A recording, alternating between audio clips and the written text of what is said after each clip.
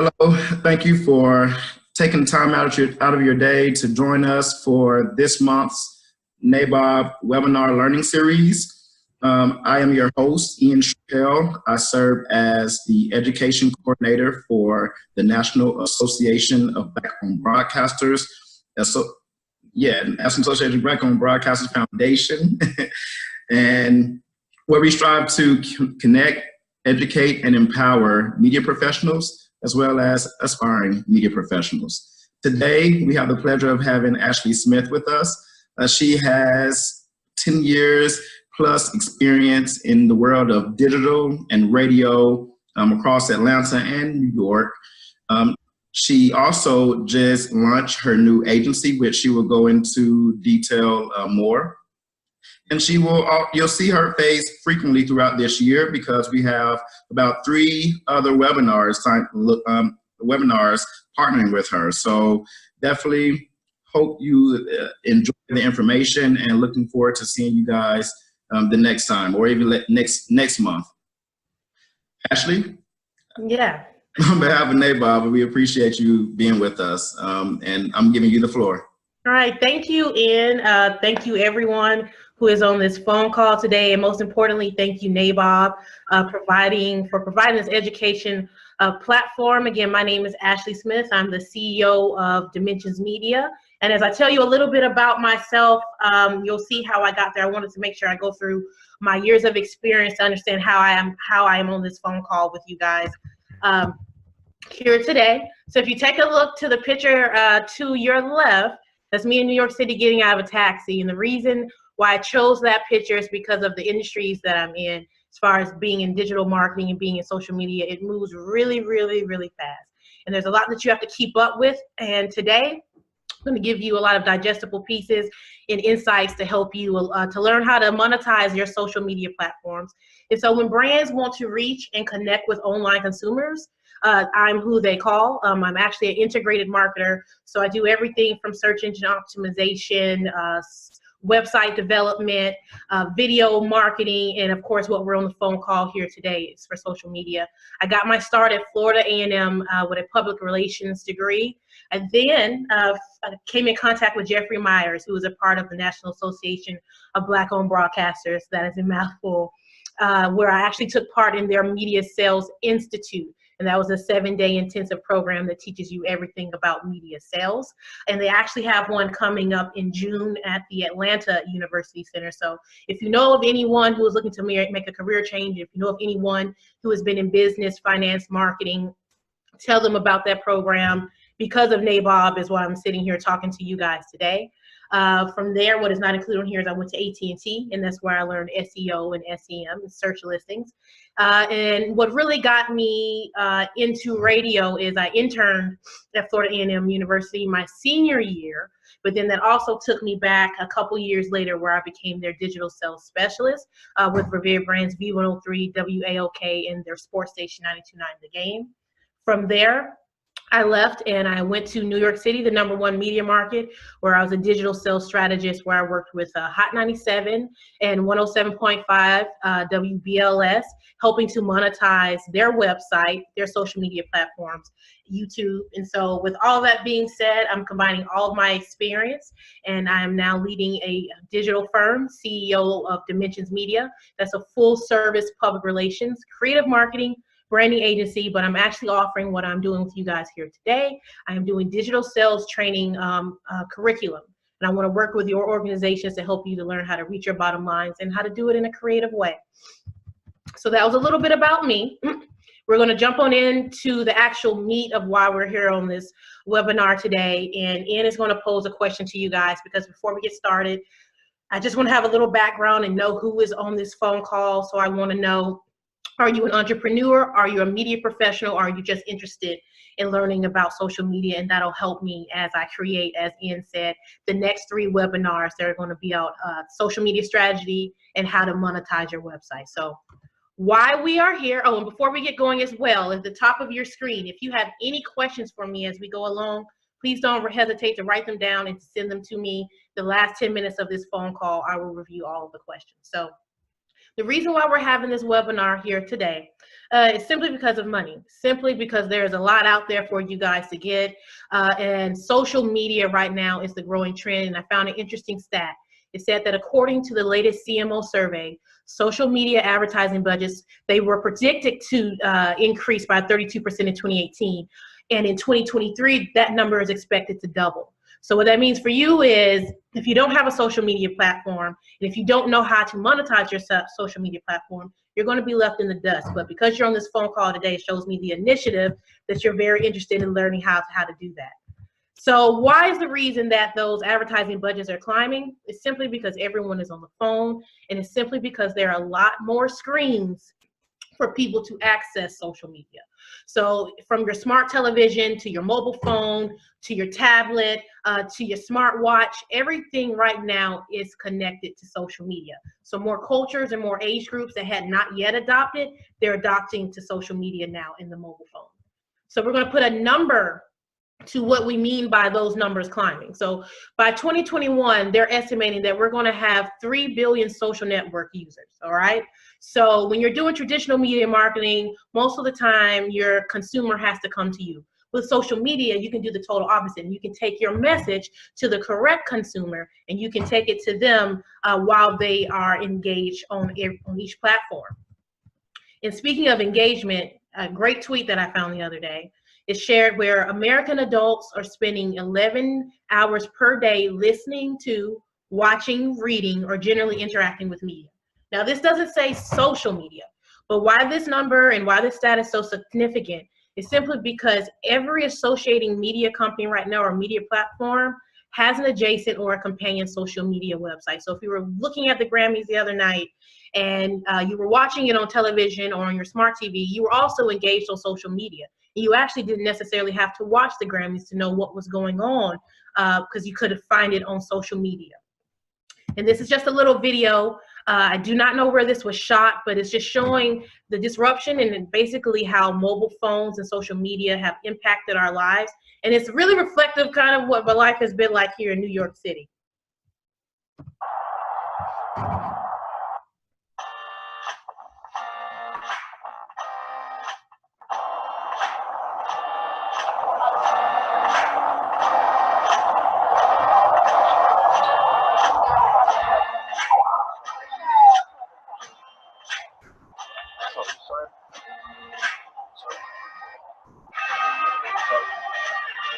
So how many of us have been walking through the streets or through the city, and how many of us have actually been guilty of becoming this person? So we're not going to show the whole thing, but you get the idea of this is how often and how much we are engaged with social media.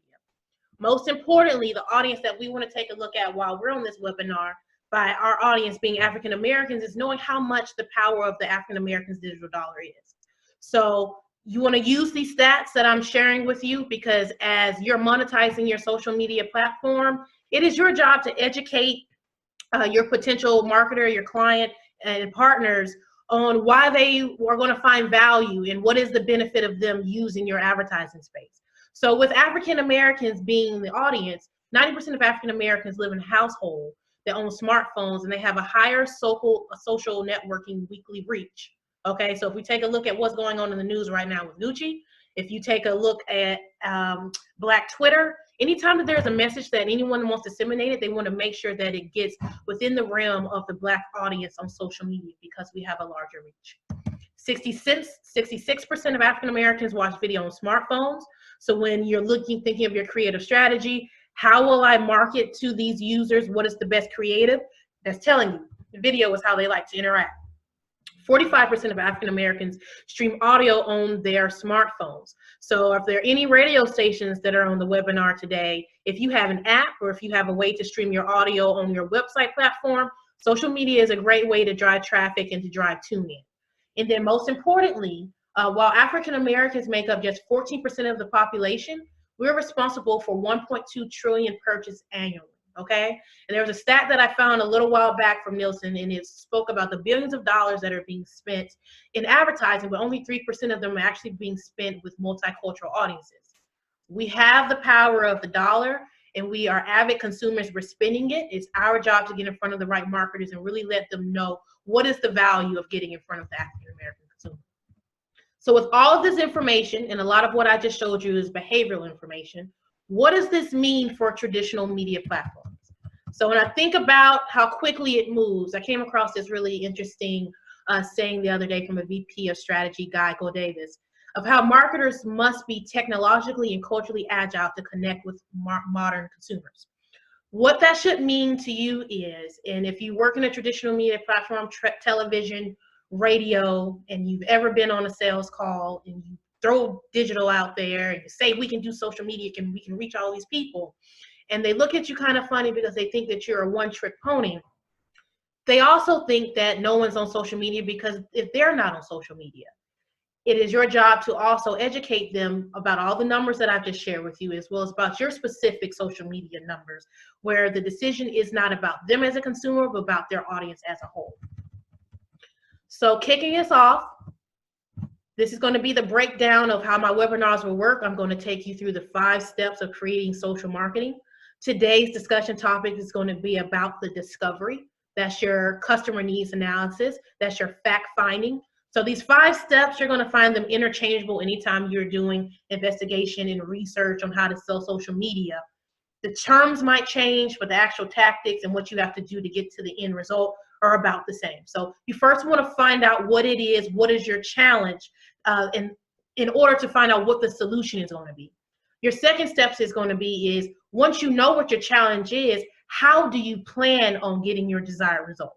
Once you have determined what that is, the middle step is the creative development. And that's the time that you want to really set correct expectations and knowing whether you're doing standard social media, if you're doing video, if you're doing content. We're going to have a lot of fun with that. After you've done all of that, you're going to execute, and then you're also going to analyze. And another step is you're going to analyze while the campaign is actually going. You're going to optimize it to ensure that it performs. So today, what our goals are going to be, what my goals are for you, are to take you through understanding social media platforms and how they function, uncover why your audience is valuable in your audience, not the client's audience. Third step is going to be uncover the client's needs, goals, and objectives. 4, how to measure success, and then I'm going to show you some case studies that have worked for me, and hopefully that you'll find a little inspiration in there on how that could work for you. So before anything of you getting in front of someone to monetize your website, not your website, but your social media, you have to know, what are you selling? Okay, so you're selling access to your platform's audiences, essentially is databases of behaviors, and that unit of measurement is known as your reach. So I've been using this graphic for a couple of years.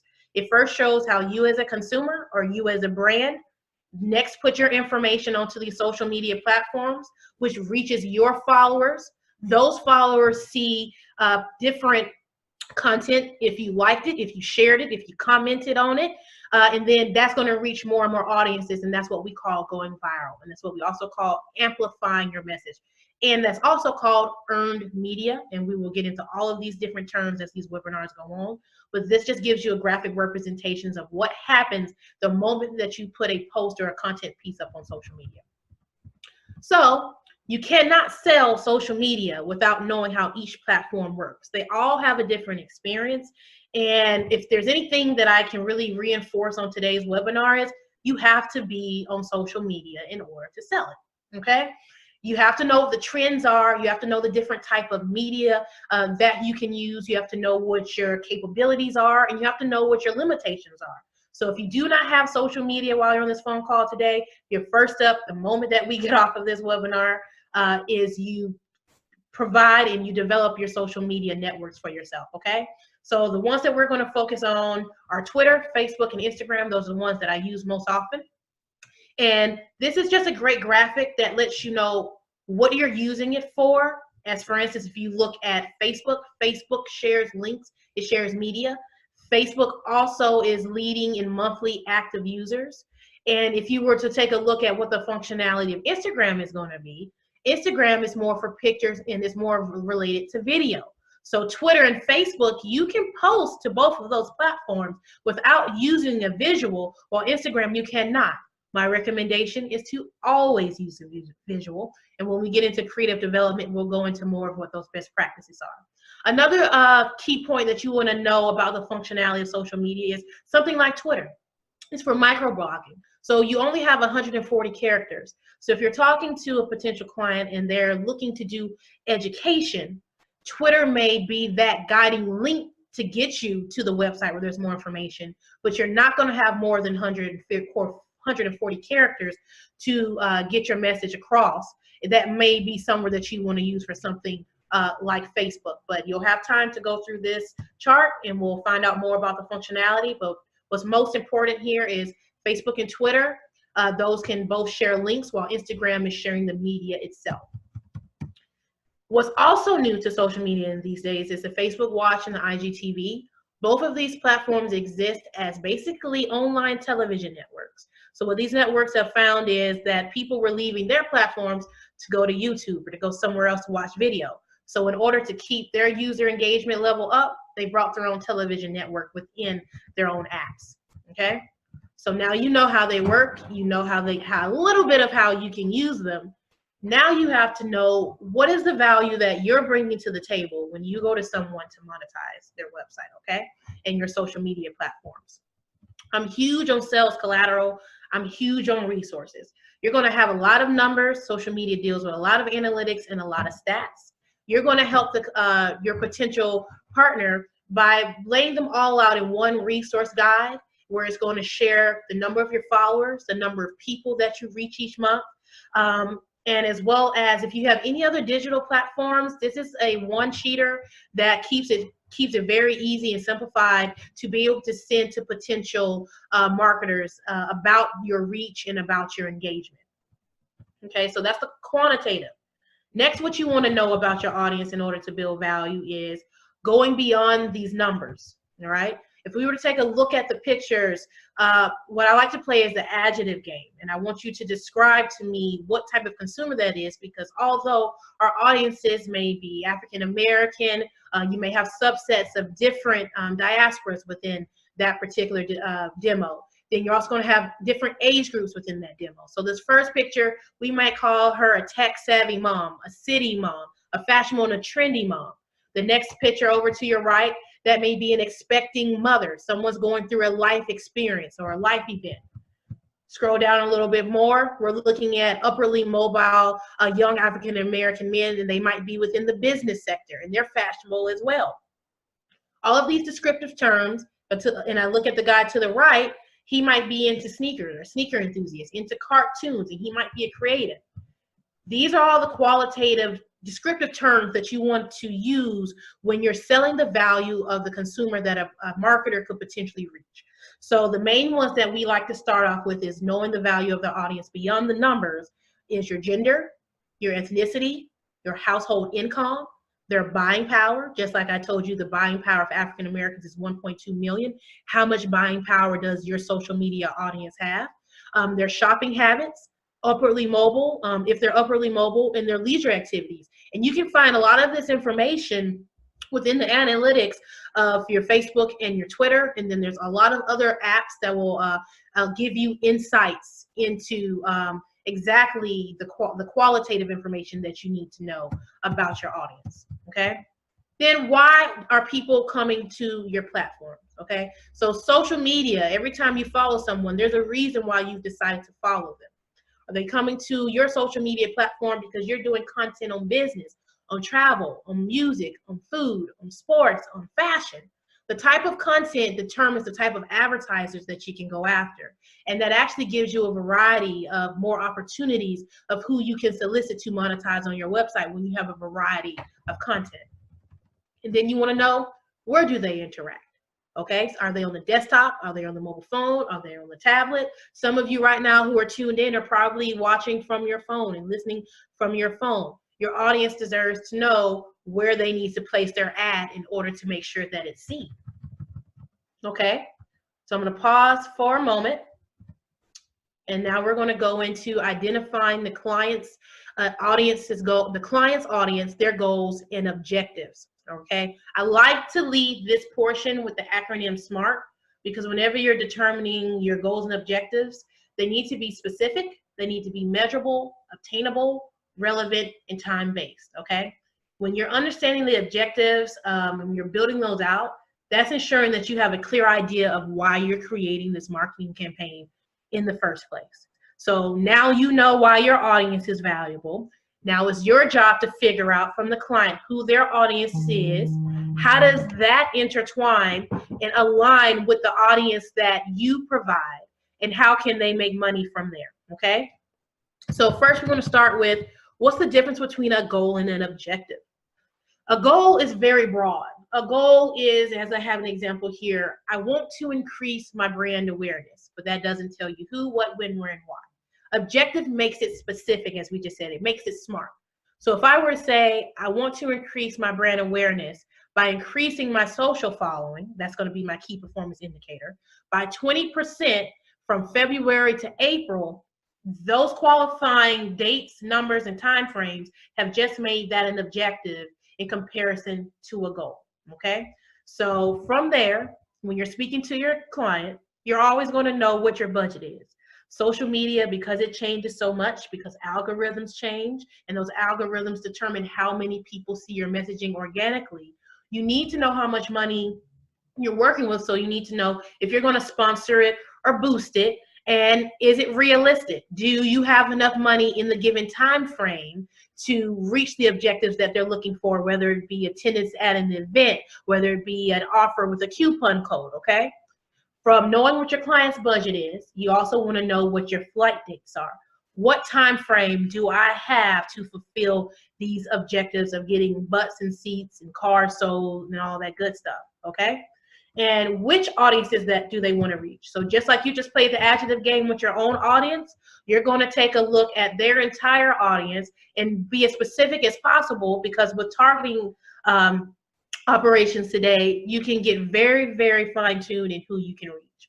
So here we're just going to play a little bit more of the adjective game. You've got grandfathers, you've got young creatives, you've got college students. You probably have first-time people that are in the workforce to someone who might be in middle management, fathers, young businessmen, families, and grandparents, okay? You need to know every single dimension, because that's going to help you to eliminate waste. That's going to help you to not spend money where it doesn't need to go. And then it's also going to help you to increase the performance of each individual campaign. So now I'm just going to take you kind of into my brain of how I think when I'm creating my goals and objectives. These are some questions that I ask myself. What are you promoting, okay? Is it an event? Isn't it a concert? Is it a retreat? Is it education?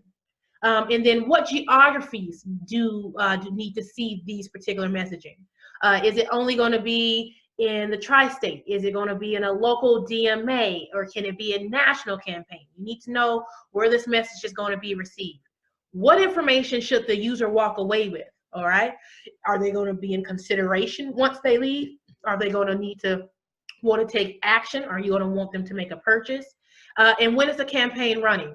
Can you look up anything that might be seasonal of how you can align to a bigger message or a bigger initiative that's taking place during that time? And is there a limited time to participate? So if it's a 24-hour contest entry, how much time do I have again to reach my goals? And then also you kind of want to get into the psychology of it. What do you want your user to feel once they have interacted with your messaging? Okay, do we want them to feel emphatic or empathetic, or do we want them to feel excited to go take part in a new program or a new initiative that you have? And or do we want them to download something, download an app? I'm going to scroll down a little bit, and I use this a lot. This is my Facebook marketing cheat sheet. It's breaking down from 3 different types of objectives, from awareness, consideration, and conversion. And if you just look down each column, it'll give you a cheat sheet as to what particular tactic goes with each objective. So if you're looking to reach more people, you're looking at awareness. If you're wanting people to watch your video views or collect leads, you're looking at consideration. And if you actually want people to go to your website, make a purchase, or to claim an offer, you're looking at conversion. So this is actually one of the little cheat sheets that you find when you're doing a Facebook marketing campaign.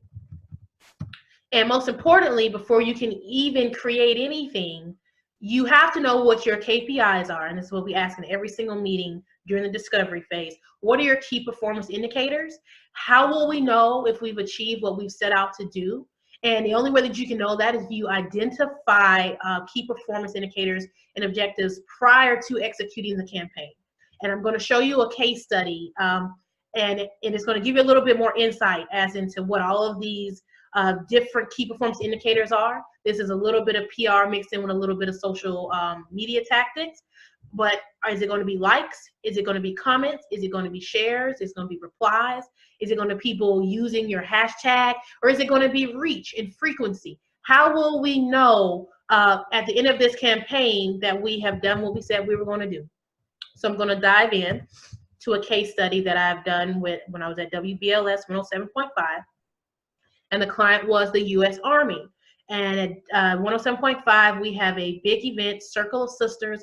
It's a huge conference and convention type for African-American women of all generations, from the little babies to the grandmothers, but most importantly, the middle-aged working mom. And within that conference, you've got entertainment with music performances, but then you also have a lot of vendors that come out and they do a lot of experiential experiences, and people are also able to sell. And we also have an education pavilion, of which the Army sponsored. So what our goal was to increase awareness of the Army and their digital and cyber careers, while also simultaneously marketing that they were going to be at this huge Circle of Sisters event. At the same time, they also were sponsoring a panel using one of our influencers. So that was a lot of objectives that we needed to cover, and we had to figure out how could we possibly do that on social media. So their messaging, what they also wanted to do was they wanted to personalize the reputation of the Army. They wanted to kind of move away from the battle and from the guns and the warfare, but they wanted to show you that there are a lot more opportunities and a lot more ways of financial freedom when looking at the digital and cyber careers, while doing this all together. So when we had our brainstorm meeting, the solutions that we came up with were to personalize the Black Girl Magic social campaign, and we were going to feature the panelists who is going to speak on the digital panel with our influencer.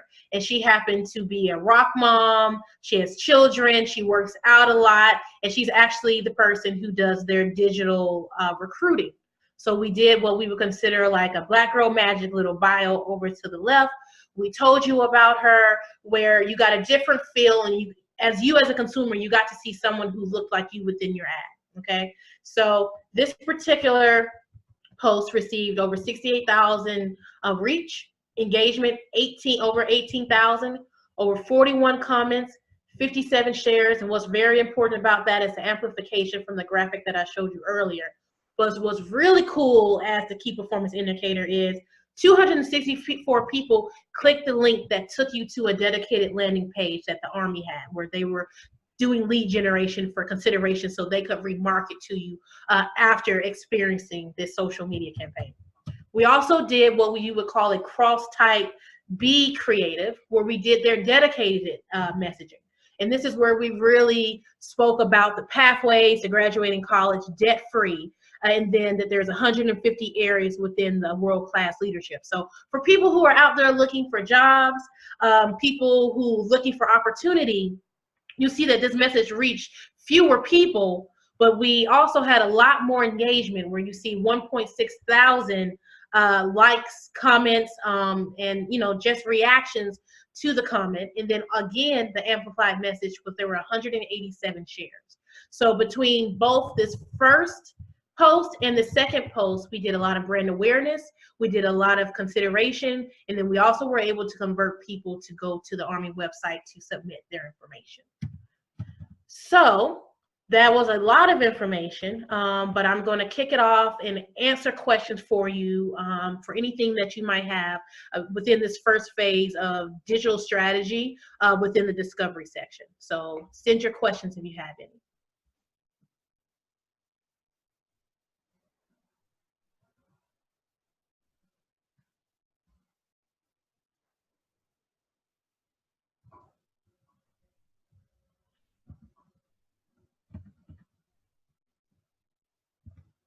So if we don't have any questions, I just want to thank you for being on this phone call. The next phone call that we have will be, I believe it is May 14th, and I'll be reviewing conceptualization. So you're going to get to the creative part of once you have discussed and found out what your objectives and your goals are, how we can turn that into something creative. And if you would like any additional information about how I can train your team or answer any questions that you might have had that might arise a little bit later about this presentation, you can just email Dimensions Blog. And again, my name is Ashley, and thank you for being on this webinar today.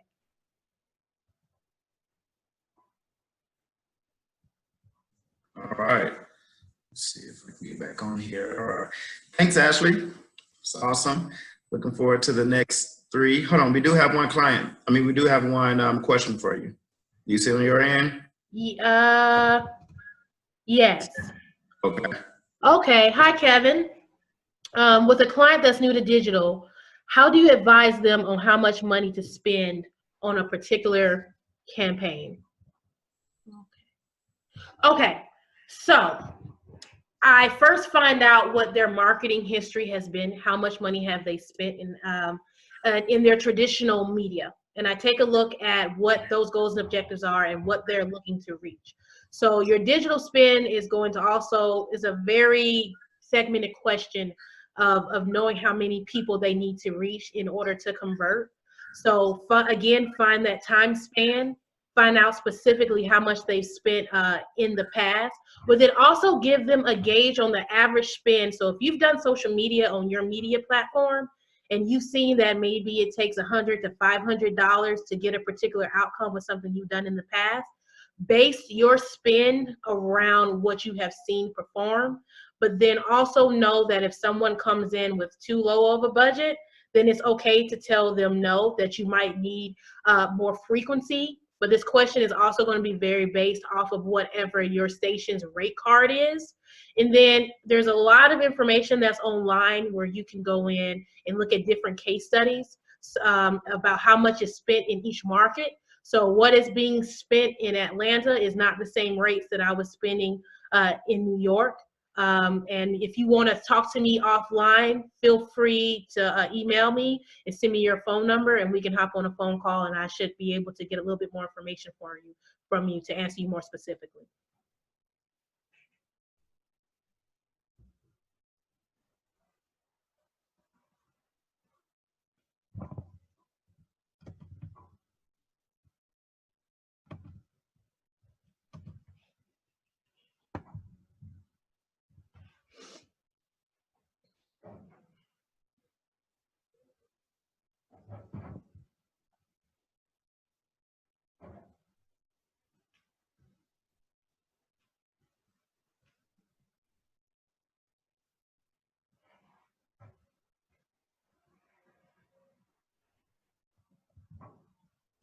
Sorry, I was on mute.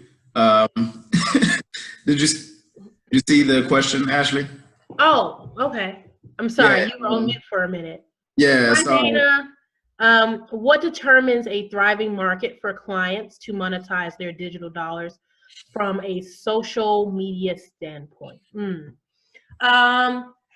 When I'm looking at the different, like what I'm looking at when I did the research for this call, I did a lot of reporting. I took a look at trends with Nielsen, and we're looking at the younger generations and the people that are more inclined to actually have a lifestyle on the mobile phone. So these are the people that are streaming their media. These are the people that are looking at Netflix and using Hulu.